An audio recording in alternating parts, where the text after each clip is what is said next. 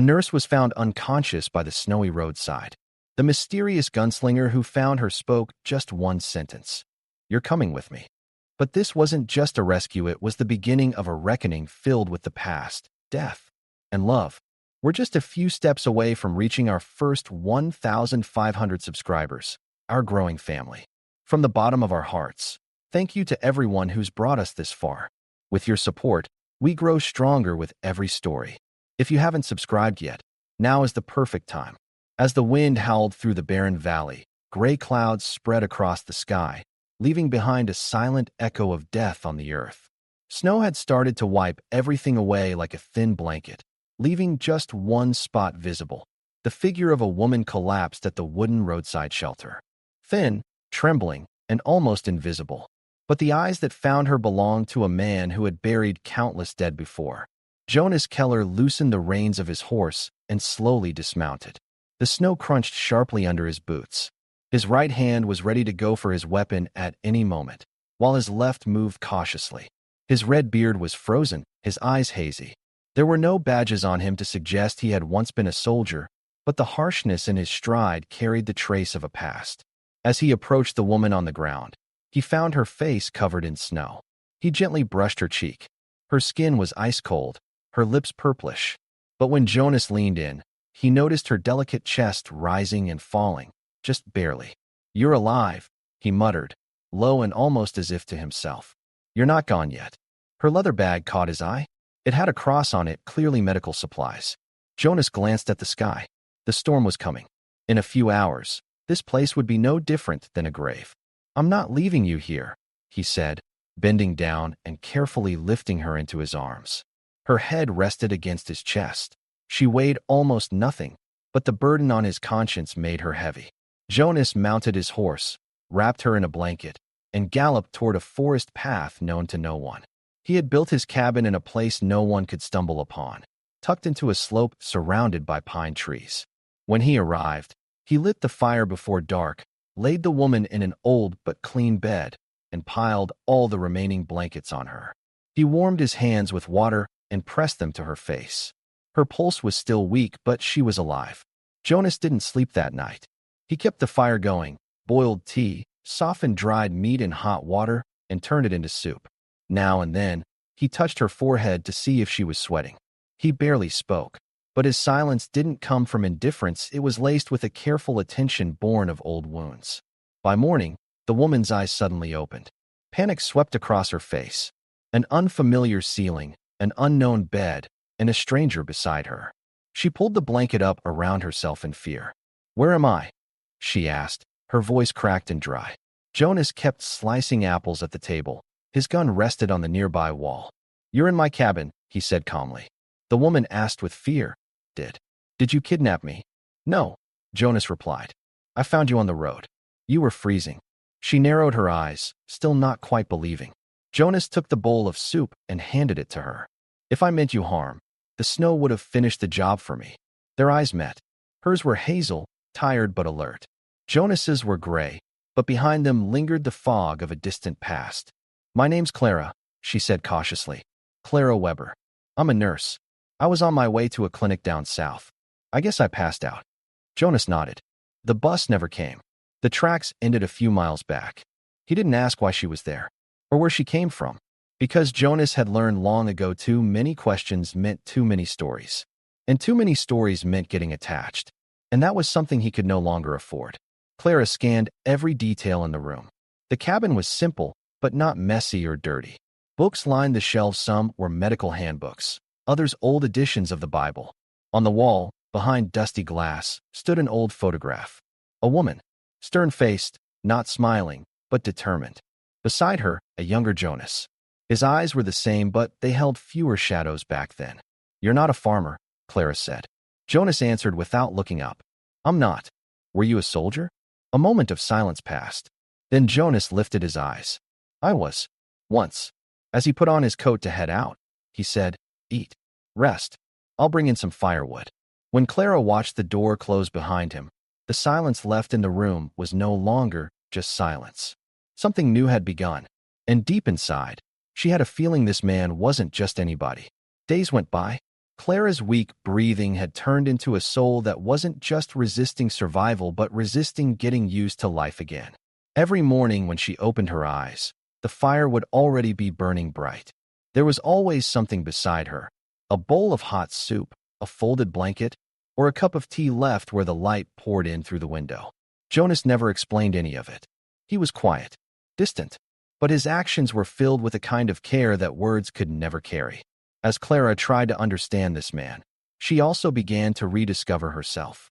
She was more than just a wounded body still alive. The wounds Jonas had wrapped with his hands seemed to be healing other things inside her too. At first, the silence had been unsettling, but then she realized it wasn't from a lack of anything. It came from an overflow. Jonas had an entire world inside him that he hadn't shared, and that world only slipped through in the flickering firelight, in a few stolen glances. One morning, Clara got up from bed and stood by the stove. She had pulled on a large sweater, still weak, but strong enough now to walk. Jonas was outside, chopping wood. Clara reached up to the shelf and flipped through the books. Old medical manuals whispered knowledge from their dried-up pages. Then one book caught her eye, Field Surgery in Battle. There were dried bloodstains between the pages. On the cover, J. Keller, Captain, Medical Officer. Something shifted inside her. Jonas wasn't just a lonely man. He was wounded, but these wounds hadn't come from nowhere. There was a past that had caused them. On the same shelf, she found an old wooden box. She didn't open it. She only touched it, and she felt like whatever was in that box was another piece the fire had left in the dark.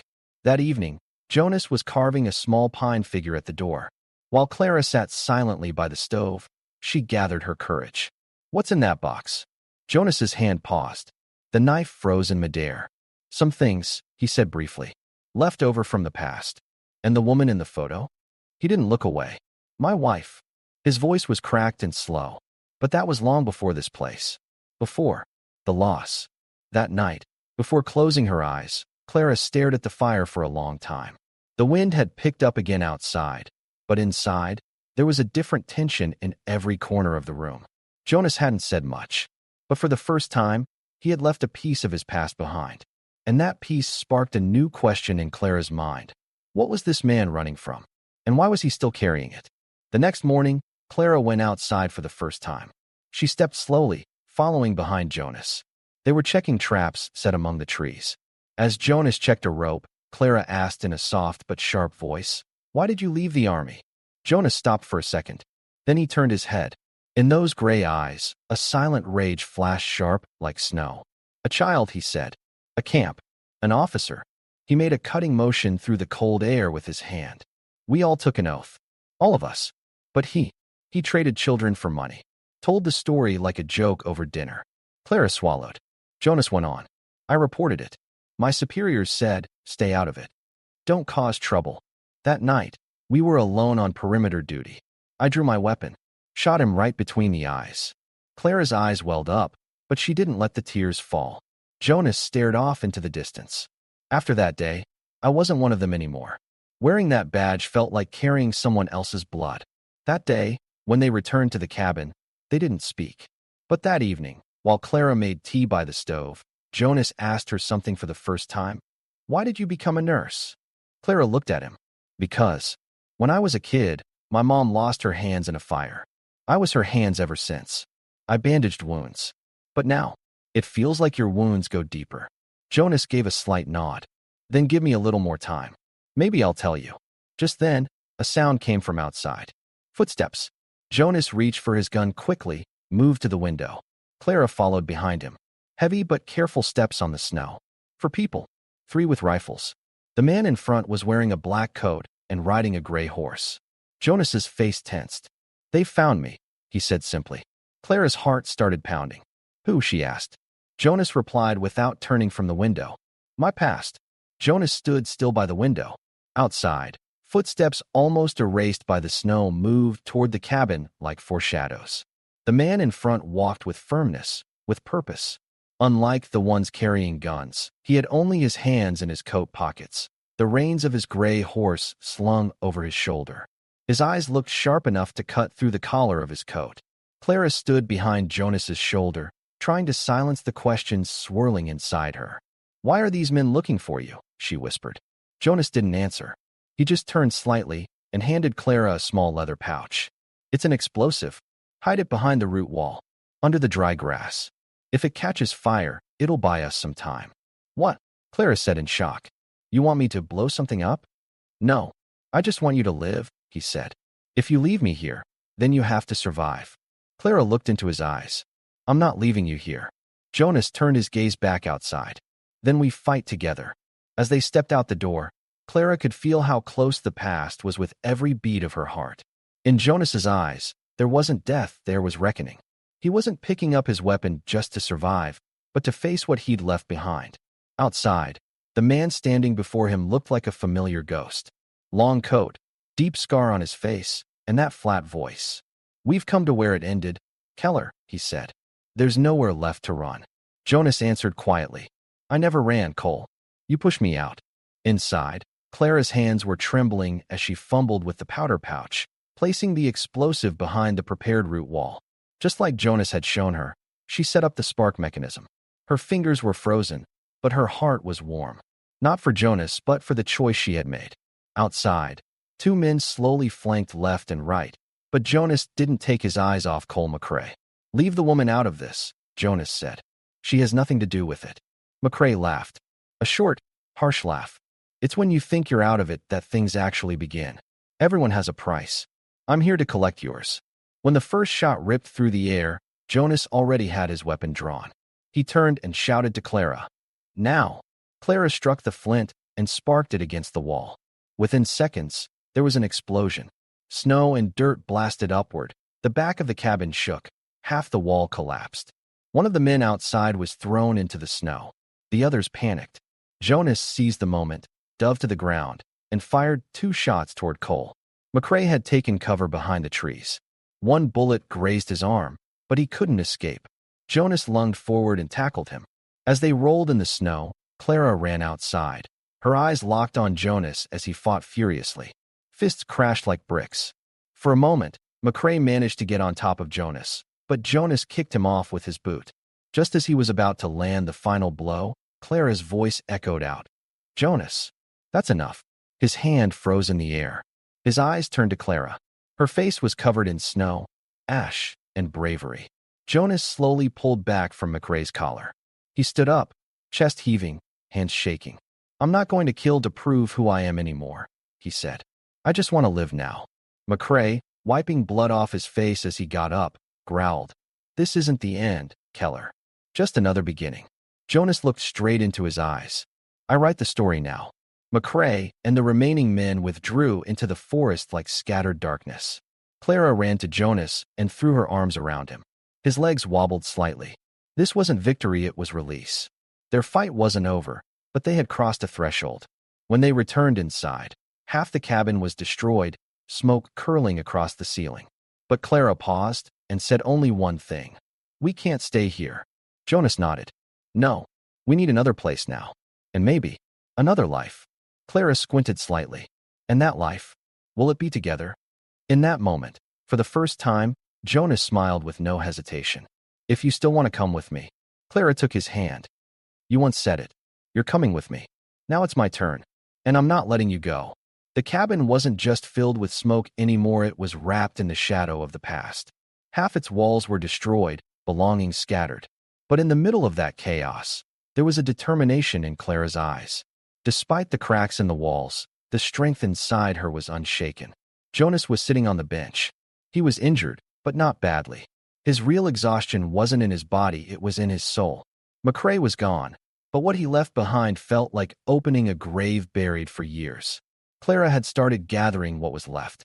She was silent, but her movements echoed a decision. Jonas finally spoke. We don't even know where we're going. We do, Clara said. Far, quiet, and with you. She didn't look away as she said it. But first, there's somewhere I need to go. Jonas frowned. Where? Clara pulled a small, yellowed piece of paper from her bag. A letter. Only one name on it, Matilda Weber. My sister, she said. I didn't come here just for a job. I came to find her. She's been missing for 2 years. Last we heard, she was in a village out east. Said to be working with a man. Not as a nurse.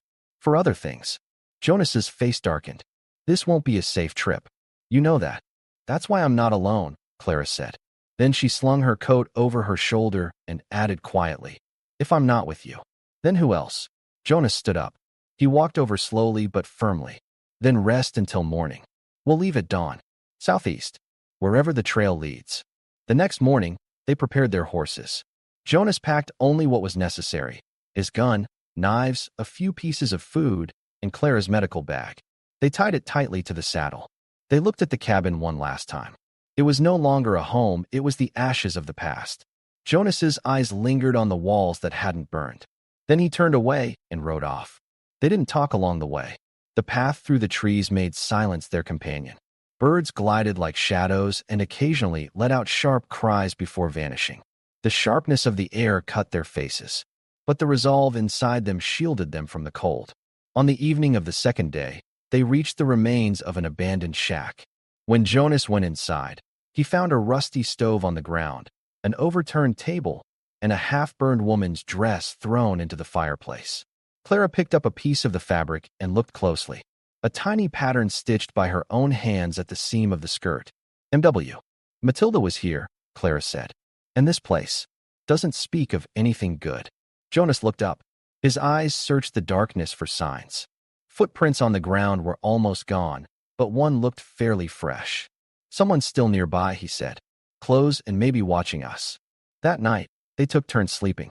Jonas heard 2 crackling sounds that resembled gunshots before morning, but no one appeared. When dawn came, there was only a single scratch mark in the snow, an arrow drawn on the ground, pointing east. This could be a trap, Jonas said. What if it's not? Clara replied. On the third day, they moved through a narrow pass. The trees thinned, and rocky terrain began to rise.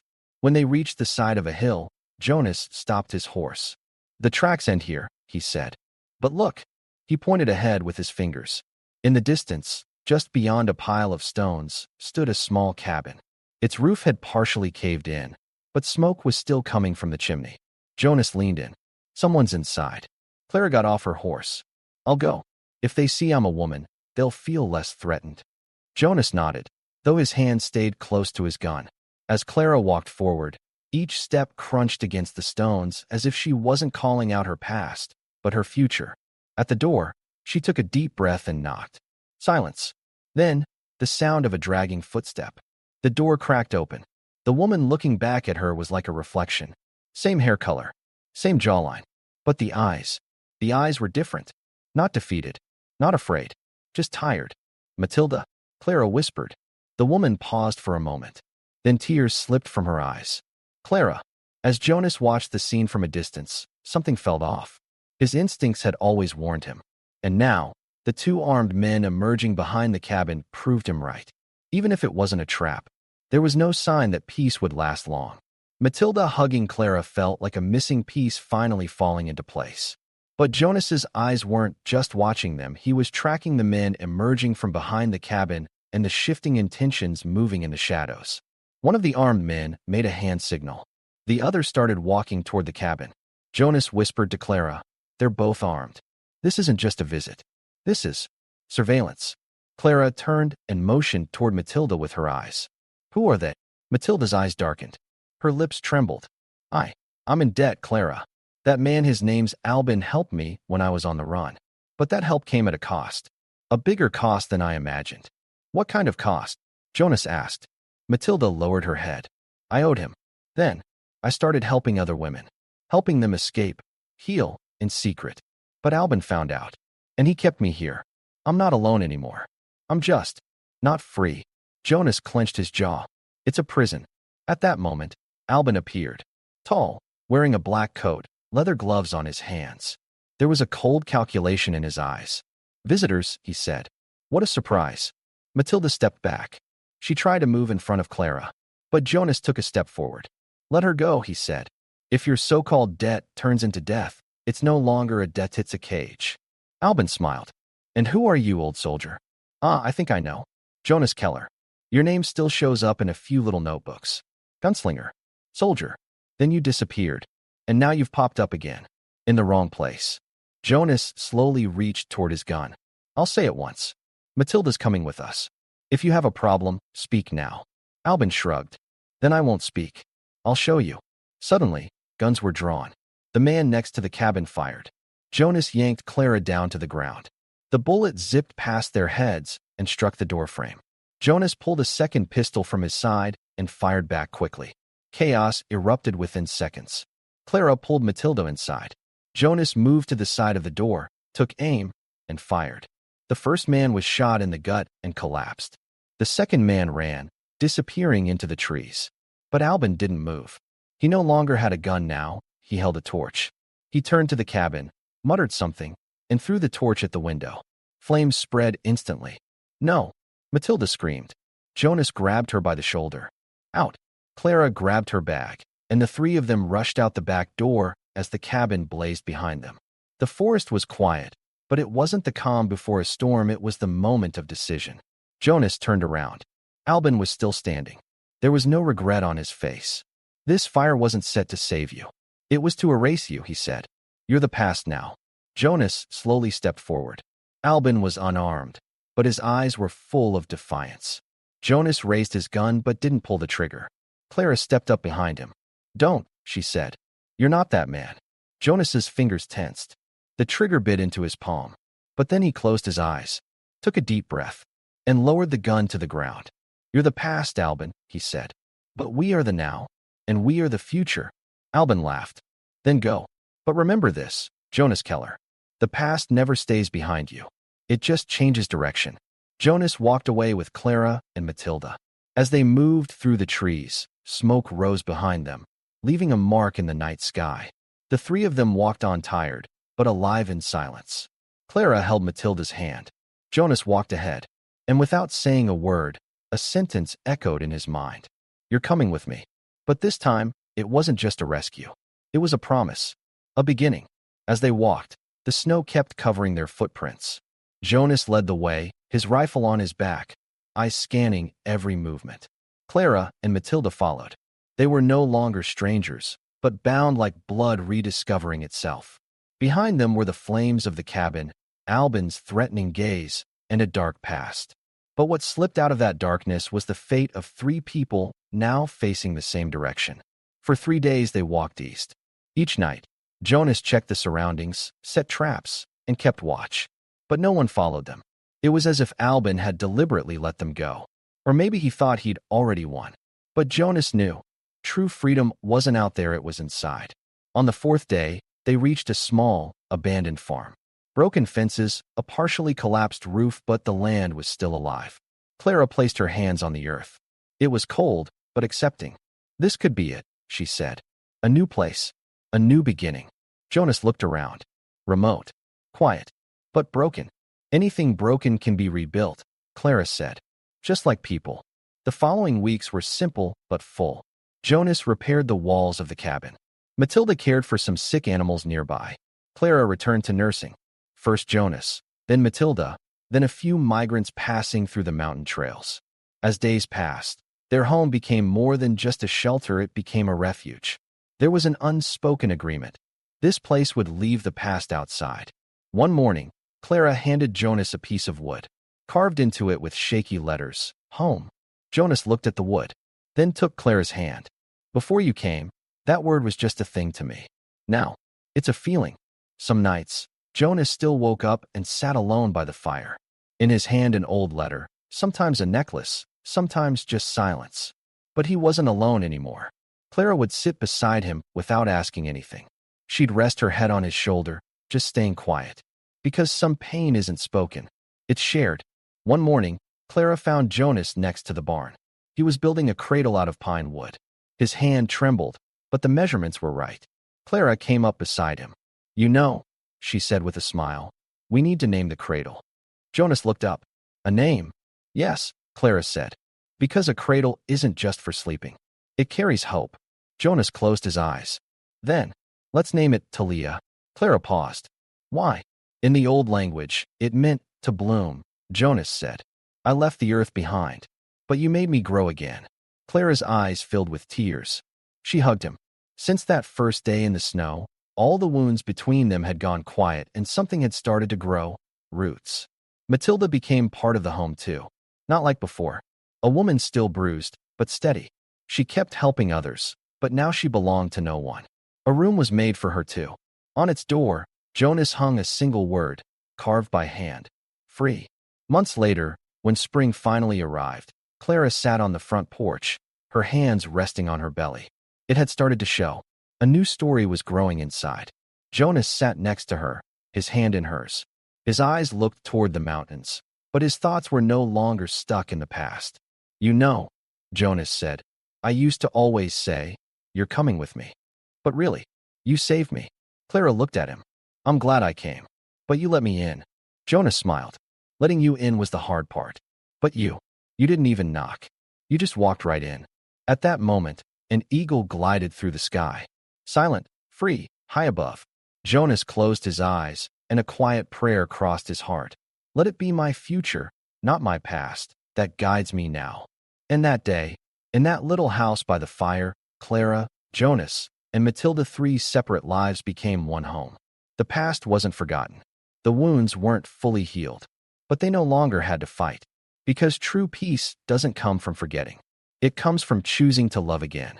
By the way, we noticed something small. Most people who watch these stories aren't actually subscribed to the channel. Maybe we get caught up in the moment, or just forget to hit the button. But your support truly helps us keep creating stories like this. If this story moved you, don't forget to like the video, share your thoughts in the comments, and subscribe to the channel.